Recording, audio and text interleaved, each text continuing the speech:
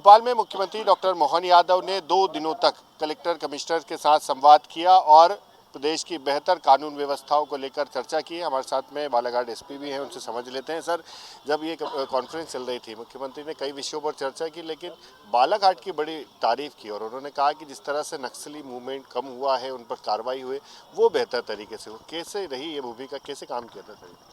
देखिए, मुझे लगता है कि आज बड़ी खुशी की बात है और आपके माध्यम से मैं सभी प्रदेशवासियों को भी धन्यवाद देता हूं और माननीय मुख्यमंत्री महोदय को धन्यवाद देता हूं कि बालाघाट जिला जो है, जो सेंट्रल गवर्नमेंट की रैंकिंग रहती है नक्सल अफेक्टेशन की,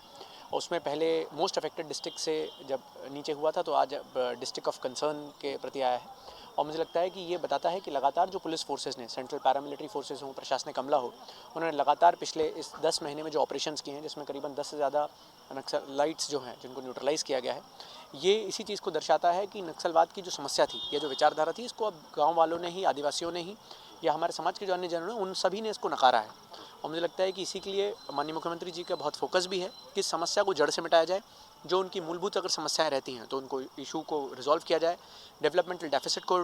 डिप्लीट किया जाए और उसका साथ जो सैचुरेशन है स्कीम्स का, उसको बिल्कुल अंत तक लेके जाया जाए। तो मुझे लगता है कि इन्हीं सभी चीज़ों के बारे में आज समीक्षा हुई थी, जिसमें माननीय मुख्यमंत्री महोदय के निर्देश भी मिले हैं और बहुत वृहद उन्होंने कानून व्यवस्था को लेकर भी समीक्षा करी, जिसमें डिजिटाइजेशन, टेक्नोलॉजी इन्फ्यूजन और स्मार्ट पुलिसिंग की तरफ हम कैसे अपने प्रदेश को लेकर जा सकते हैं, इस पर उनके बहुत अच्छे इनपुट्स मिले हैं। सर, मार्च 2026 का टारगेट है, नक्सल मुक्त बनाने की बात कही जा रही है। मध्य प्रदेश का बालाघाट भी नक्सल प्रभावित क्षेत्र रहा है, ज़्यादातर नक्सली घटनाएं देखी हैं।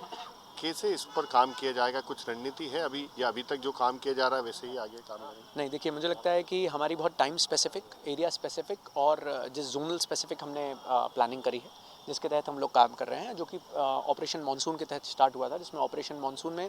सिर्फ जून, जुलाई, अगस्त के अगर आप 3 महीने देखेंगे, जिसमें बहुत बारिश रहती है, बहुत कठिनाइयों का सामना करना पड़ता है, उसमें भी करीबन 1029 ऑपरेशंस जो हैं लगातार 3 महीनों में चलाए गए थे। और अगर आप एवरेज देखेंगे तो हर दिन करीबन 10 से ज़्यादा ऑपरेशंस चल रहे हैं पर डे।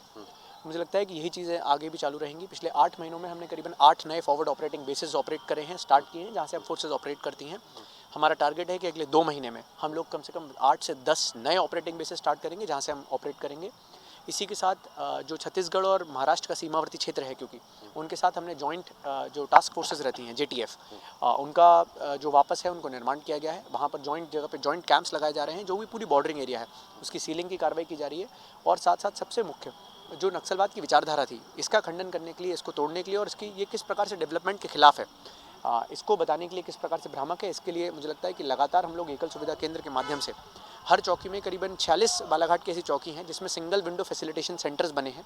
जिसमें आप किसी भी प्रकार की आपकी समस्या होती है, आपका वन अधिकार पट्टे की समस्या हो, आयुष्मान कार्ड की समस्या हो, वो पुलिस के पास जाते हैं और पुलिस उन सभी चीज़ों का निराकरण कराती है। तो मुझे लगता है कि जब भरोसा बढ़ता है, जब जनमानस में इस प्रकार का भरोसा रहता है, तो ऑटोमेटिकली समस्या का निराकरण होगा। अभी हमने देखा कि 2-3 दिन पहले जो नक्सलियों की कमेटी थी, उसने भी सरेंडर करने की बात कही है। तो ये लगता है जो ये आप लोग ने जो एकल विंडो की सुविधा चालू करी है, या जो ये कहें कि समाज की मुख्य धारा से वापस जोड़ने की काम करी, जैसे हम देखते हैं छत्तीसगढ़ का लोन भराटू, उसी तरह पे ये काम किया जा रहा है, उसी का असर है कि अब जो है सरेंडर भी कर रहे हैं? देखिए, मुझे लगता है कि जो आप बता रहे हैं, करीबन 2-3 अब ऐसे आ गए हैं जिसमें सेंट्रल कमिटीज़ जो हैं, उन्होंने खुद ये लिख के दिया है कि हम आर्म्स छोड़ना चाहते हैं, सरेंडर करना चाहते हैं, पीस टॉक्स करना चाहते हैं।